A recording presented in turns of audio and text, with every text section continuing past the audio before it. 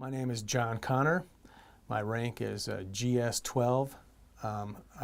Prior to this deployment, I worked with the Army Sustainment Command at Rock Island Arsenal. Here, I work with Deputy Commander Regional Support for NATO Training Mission Afghanistan.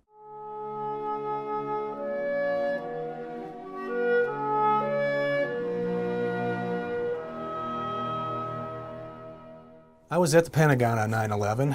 I had been stationed there about a year. My total time at the Pentagon was 4 years, so this was right after my first year. And of course, the attack occurred in the morning at 9:38.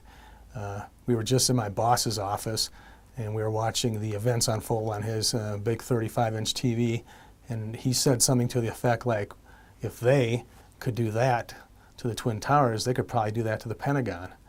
And we walked out of his office.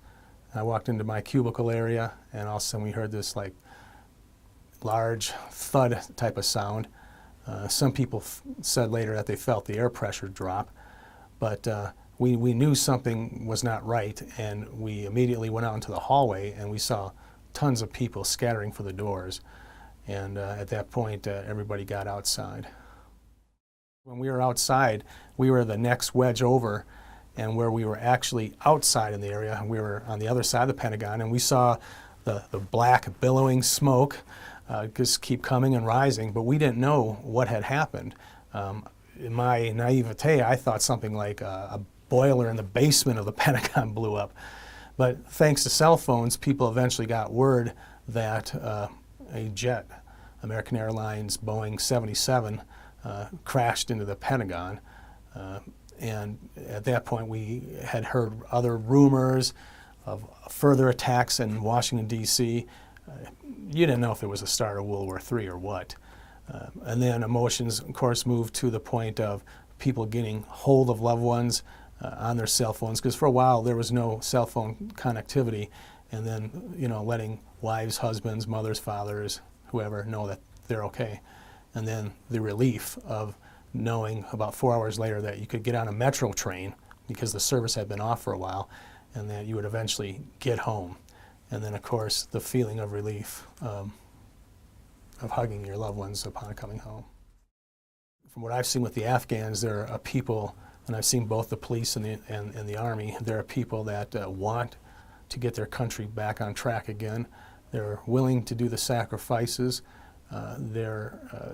Seem to be eager to learn, and you know, they're learning skills like literacy, which is very, very important. That's a lifelong skill.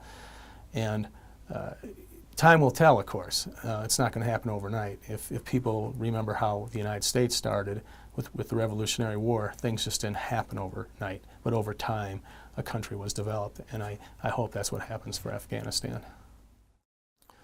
This mission matters because this is where the terrorist training and ideas came from, as we now know, and we obviously determined that not too long after the 9/11 attacks. So this country we don't want to see as a safe haven again for terrorists. Naturally, we don't want to see that for any country. So we've got to get it right here to make sure that the people have a stable, hopefully democratic government, and things like that can spread throughout the region.